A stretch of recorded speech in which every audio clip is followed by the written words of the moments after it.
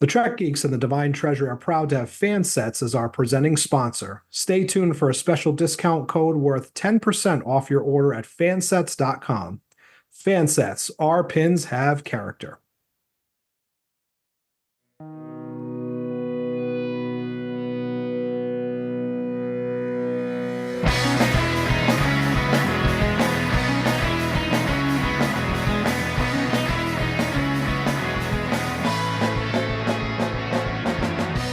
Divine treasury is made of pure latinum.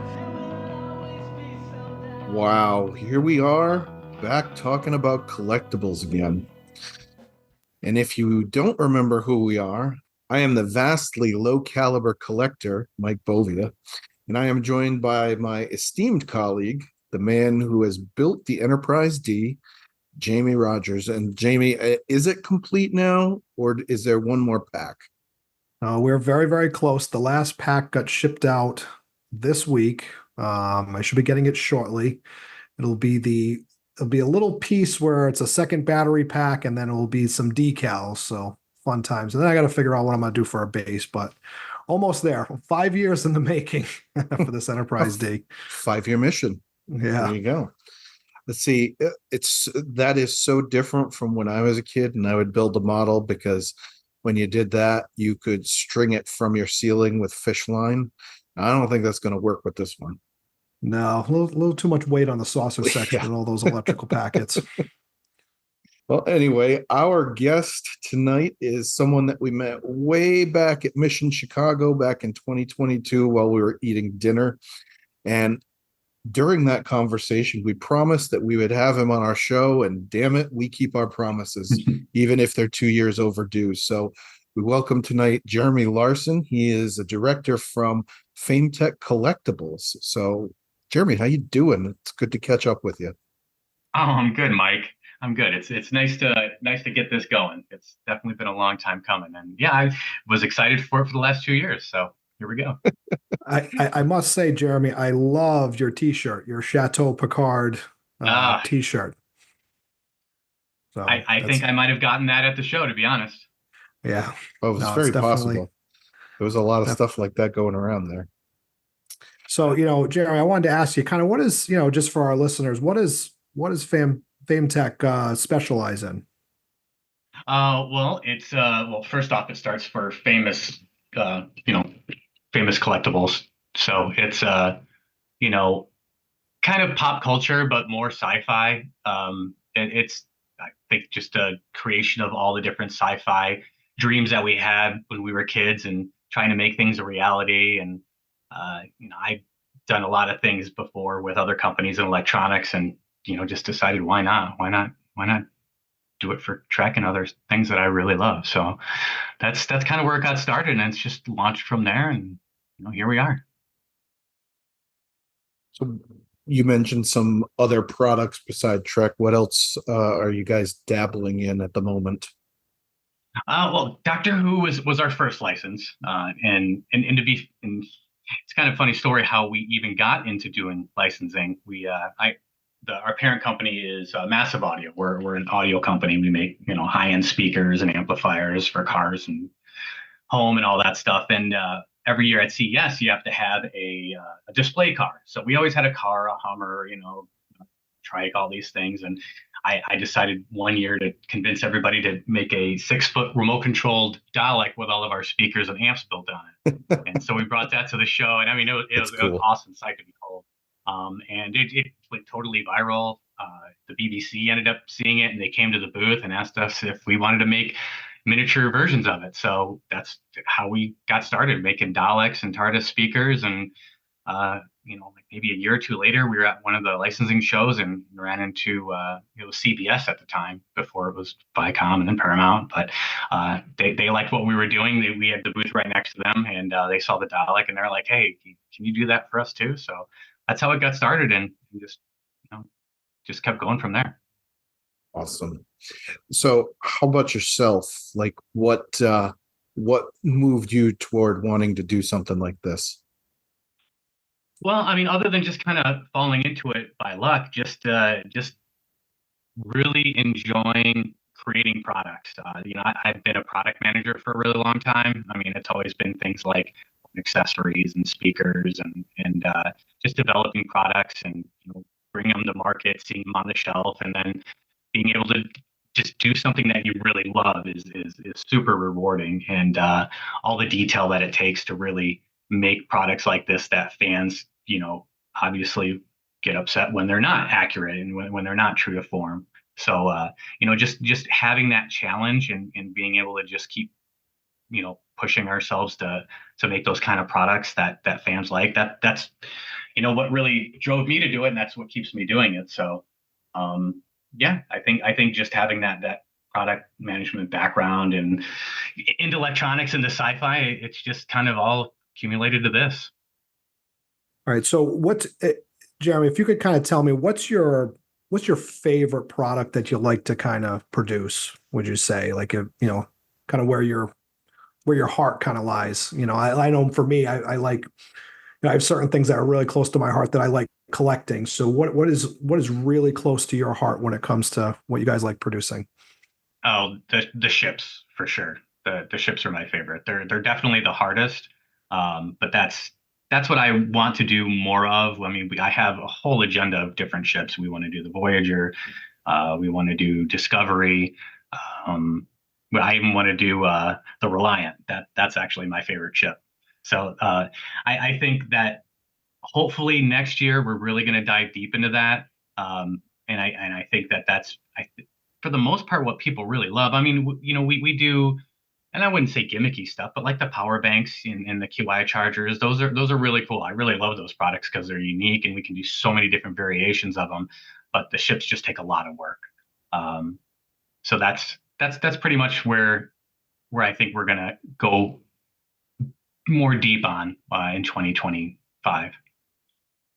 Jeremy, could you kind of describe to me what that process is like? So when you decide, okay, hey, I want to do the Reliant or I want to do the Enterprise, whatever, like what does that process look like? How long does it take? What type of research do you guys do, like to get to that point?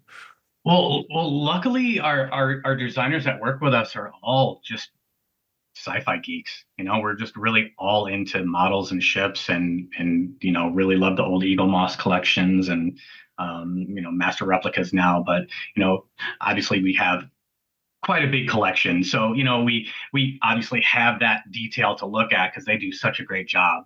And then of course for like the sound effects that we put in there, that's probably the more challenging aspect of it. Other than getting like the paint right and all the coloring right, and it's like with the Enterprise D, you have that Aztec, ingrained into the actual ship itself, like little details like that you want to say, oh, how can I do it a little bit better? How can I make it more accurate? But the sound effects, that's the fun part because being able to work with companies like the BBC and Paramount and getting their archives and getting like clean ripped files, and they give you like 100 different sound effects, and you only can choose 6 to 9 at the most. That's the hardest and funnest process in my mind. It's so funny that you talk about that Aztec pattern with the Enterprise D because obviously I was a huge Eagle Moss guy, so I had the small version, I had the XL version, I had I basically collected all the Enterprises, and I'm obviously building the Enterprise D, and I swear all three of them are different patterns. Like oh yeah, the color variations completely. Like one's like almost like a blue, the other one's kind of almost like a tan. Like it's crazy how far different those models are. Yeah, and sometimes you think you're spot on, and we're like, oh, this is it, and then you submit it, and they're like, oh no, that's a darker shade of yellow. And I'm like, okay, I guess I'm wrong. But it's hard to capture, especially on TNG and TOS. The details just not there like it is on the shows now. You can pause it on your screen and you get everything. Take a screenshot of it and boom, you got it. But things were grainy back then. It's kind of harder to see. So you have to rely on different people's interpretations of what that was in models and in pictures and art. And then hopefully you get it right and approvals agrees with you, and they're not always right either. Sometimes they Yep. say something and you're like, no, I know it's right, I know I'm right, and then you go back and forth for a while, and either they give in or you just have to accept reality. So Yeah, we've heard from some other licensees that have said the same thing, that the approvals process isn't always the most fun thing to deal with. So It's not, but I mean, I gotta tell you, at Trek, their team is great, and any shout outs to Marion and Brian, uh, on that team, because they are true, Trek fans, and they get it. They get it, and they want it to be right. And sometimes, they have things we want, they want us to do. They're like, hey, can you just, this board unit? And I'm like, oh, I don't know. I don't. And they're like, come on. I'm like, okay, let's do it. So like little things like that we go back and forth with, and they're a really awesome resource. But yeah, it's like I said, people's interpretation of it too. So it's you kind of got to take all of those different things and make what you think is the most accurate. And you're not going to please everybody. There's always going to be someone that's like, oh, that's missing or that's wrong, and but for the most part, I think everybody ends up being happy with it, and that's the final goal. It's just to make everybody happy and enjoy it. So did you deal with any manufacturing shortages post-COVID like everybody else did? We were pretty lucky. Honestly, we were pretty lucky. We had a small hiccup on Bluetooth ICs for a little bit. But by the time we needed production, we had them ready to go, and it was fine. So it just, I guess, our timing on what we were doing and the projects that we did at the time, it ended up working out. So it was good. I think if anything, like logistically, we had some delays, but for the most part, where we source our parts from, they were great. So how about yourself? Are you a collector of stuff? I am. I'm not as big as some of my friends. I have friends that I think, one of my friends, Bill. You met Bill in Chicago. He has, I think, every Eagle Moss master replica Trek ship. I think he's got everything. So and he's got every Star Wars. God, you should see. He's got rooms dedicated to do it. So there's no way I'll ever I'll come close to match that. So like I kind of got to just be like, okay, I am who I am. And if you see my shelves, they're completely stacked of the products that we've made. So I don't even have room anyway to keep adding to my collection. But I try my best. That's like me and Jamie. He's far exceeded me a long time ago, and I'm not even trying to keep up. Yeah, I threw in the towel a little while ago trying to keep up. So yeah, the problem is when you get into that completist mold where you have to complete things, like I'm sure you're must complete. Yeah, yes. that's the real danger, I'm kind of like that with the cards and stuff like that. Like I have literally every Rittenhouse next gen autograph. Rittenhouse, that's who it was that we were talking about beforehand. Yeah. No, literally every TNG autograph, every movie style. Like I'm just crazy with that stuff. But I was doing Eagle Moss for a while, and it got challenging once they started skipping issues when they were getting ready to go out of business and stuff like that. That it just got challenging to complete that collection, obviously, and then. But it is what it is. I'm interested to see what the Doctor Who Star Trek collaboration is. I don't know if you know much about it, or if you're signed up for the Master Replica newsletter. But I got something the other day, and it said, something's coming in the works. Yeah, I thought it was along the lines of comic books, but I don't know. I think it sounded like they were doing something. So really. Like they were going to create something. So I don't know. There might be something there. There might be something we might end up doing in the future. For me, that'd be icing on the cake if I could do both. Interesting. You heard it here first, folks. Or maybe you did, or maybe you didn't, because well, if you got the newsletter, right? I mean, we're kind of behind. I'm just telling you what I read. That's all. That's all I'm saying.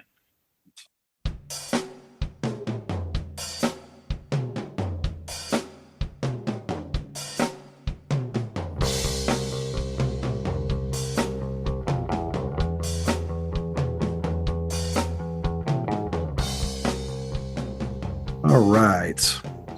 We'd like to take a moment to talk about Fan Sets, the presenting sponsor of the Trek Geeks and the Divine Treasury. Since we last talked about things we collect, Fansets has rolled out the XL Ships collection and parlayed the successful Women of Trek collection into the Universe of Trek. All of that also goes with their Deltas collection, which has been wildly popular. Fansets puts new releases out on the 1st and the 15th of every month, unless, of course, they're attending a convention in person. So right now we're up against some new releases, and I bet you're wondering what they're going to be. Well, you're going to have to log into fansets.com to find out. And as a listener to the show, you can receive 10% off your next order from Fansets by using the code TrekGeeks at checkout.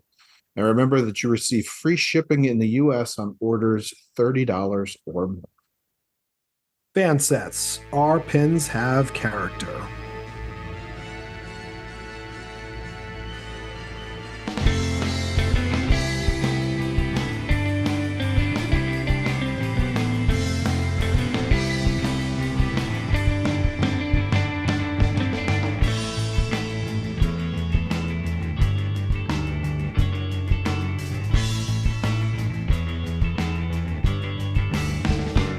So, Jeremy, do you have anything new on the horizon that you'd like to promote? Ooh, yes. Of course, we are very excited about the new Section 31 Bluetooth comm badge. That's in production right now and will be here. I'm hoping within 60 days. We'll have it available for sale on our website. We might do a exclusive with StarTrek.com. We're talking about that right now. That's kind of brand new as of today. So you're going to have to, I guess, sign up for the newsletter and find out where you can get it first. But that unit's going to be pretty cool. If anyone's familiar with our TNG Bluetooth comm badge, it's going to be a pretty cool upgrade. It's a little bit bigger, so we were able to add a bigger speaker, bigger battery. It's touch capacitive. It's USB Type-C, so it's fast charging. It's just a upgraded unit from the TNG version that we came out with a few years ago. So we're super excited about that. I think it's going to be right on time for the movie release, which I think is 2025. That's coming out. So we have that. We just launched our the TNG chirping comm badge. So it's basically the exact same as the Bluetooth version, except it's got a dual pin fastener instead of the magnetic, and it's got button cell batteries instead of replaceable batteries, and it just chirps, so it doesn't connect to your phone. But it's it's priced for gift savvy people, I'll say. So pick up some for your Trekkie loved ones and get it to them this holiday. But that, and we got a couple things going on for Dune. We came out with our Dune QI chargers. And we're coming out with a sandworm pretty soon. So we're super excited about that. It's going to be in we call them our Babbler collection. So they're basically Bluetooth speakers that talk. So they like our Mr. Spock. He has 9 Leonard Nimoy quotes. This will have different sandworm, movements and thumpers. And then we're coming out with a 10th Doctor, David Tennant, talking figure as well too. So we got a lot of those coming up, and that's all going to be this year. Nice. Jerry, I just wanted to ask one question too. And I know you can't tell us if this is the case, like what products will be coming out, but do you kind of get like a sneak peek sometimes as to what's on the horizon, like if they're in production on a show or because of your relationship? Sometimes, yes. Sometimes we do. There are perks to the job. Whether it's being able to meet people or get some sneak previews on what's going on. It's not as much as I would like. Sometimes I get totally blindsided with something, and I'm like, why couldn't you tell me that 2 months ago when we were designing this? Now we have to stop on a dime and change things. And but we do get some advance notice. That is so cool. And I know Jamie and I have had the chance to experience some of the products, the chargers, the Enterprise D speaker. So, I know you've teased to me the Borg speaker a few times, which I'm looking forward to. I thought I sent that to you. That's my bad. I'll have to send that to you. That's the Borg cube. The Borg cube is phenomenal. It's one of my favorites. I mean, obviously, when you have something with a bunch of Borg quotes and it lights up green, and what else do you want? It's and there's really not many Borg ships out there. There really isn't. Yeah. I don't think Eagle Moss has done one. I don't think so. Not Jamie, in am I large wrong on that? capacity. They had Yeah, very one small, about that a big. tiny Yep. one. Yeah, and this one's 5 inch by 5 inch square. Obviously, the biggest complaint we get is that it's not in scale to the Enterprise D, and I'm Oh, like, good God. come on, come No, on. well, you Like, know, Star Trek fans. That's right. I Very mean, particular. do you really want it to be in scale with Yeah. the Yeah. D? Oh, that's funny. Well, Yeah, the secondary plate on this Borg ship is not the right color. Uh, there's definitely things I wish we could do, and a lot of it's cost conscious, and a lot of it's the customer relationships we have and price points. But the original D speaker that we did, the whole concept of it was to make it a sleep machine with the engine noise, and that's part of what that product does. If you hit a button in 60 minutes of the engine noise, to lull you to sleep. That was that, and then it just kind of grew there. I really wanted to make the saucer section detachable, and that would be the portable Bluetooth speaker. So you would detach it from the ship, and then you could put it in your pocket, and but magnetically. But we had to hit a certain price point on that, and so those are the kind of things as like a nerd you have to sacrifice on, and you want to do everything you want. But we got in trouble when we first started, when were making the TARDIS and the Dalek speakers. Everybody just yelled at me because we over-engineered them to hell. That was back in 2016. So you probably, they're not in the market anymore, but they were expensive. But they were awesome. they were a product designer's dream. But that's when people are like, okay, it's got to cost like $200 less, then you're like, okay. Well, I can confirm that I have had stressful work moments where I've reached over and hit that engine button to calm me down during the day. So it definitely does work. That's for sure. It works. We the mission was completed. So Well, you've just heard about a lot of awesome products that Fametek puts out. So make sure you check out their website, fametek.com. That's fametek.com to see what they have in stock for your collection. And as a special treat to all of our listeners out there, use the discount code DIVINE, like the shine off of Jamie's head, DIVINE at checkout to receive 15% off your order. Now that excludes bundles because Jeremy tells me that those are already discounted pretty good. So 15% off your order through the end of July. So Jeremy, we are so thankful that we've been able to get together with you tonight, finally, after all this time. So where can you be found on social media or Fametek themselves? But if it's for you, if people want to tell you how good you sounded compared to the two of us nincompoops.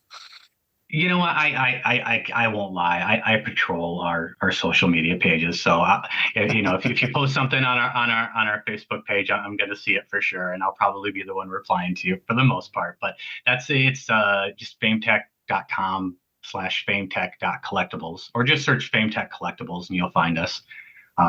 Same thing with Instagram. Those are pretty much the two main platforms. We do the TikTok, but it's just kind of putting out product videos and stuff like that. Yeah. We're not engaged as much as we are there as we are on Facebook and Instagram.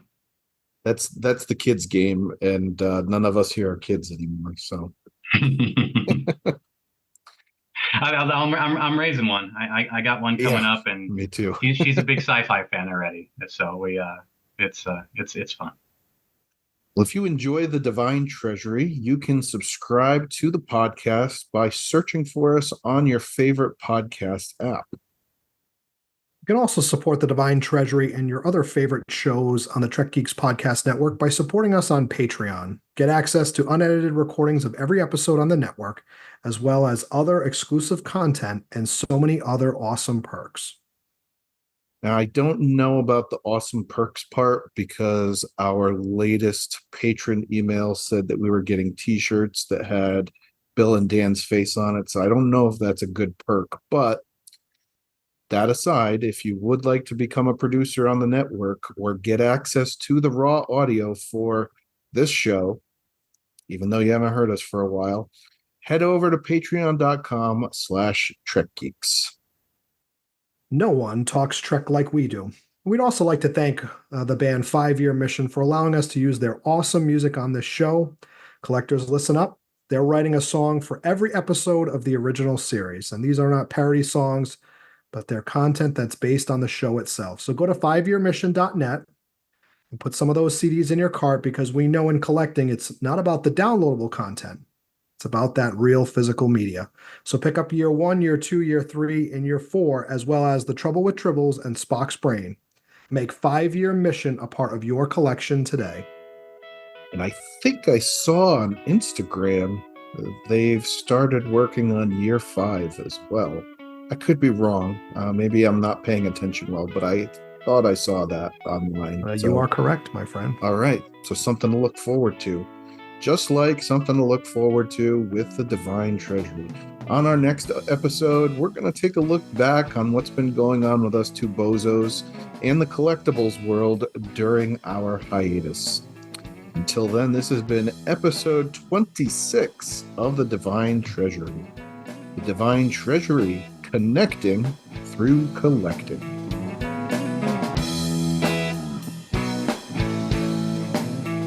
Music for the Divine Treasury is provided by 5 Year Mission. They're writing an original song for each episode of Star Trek.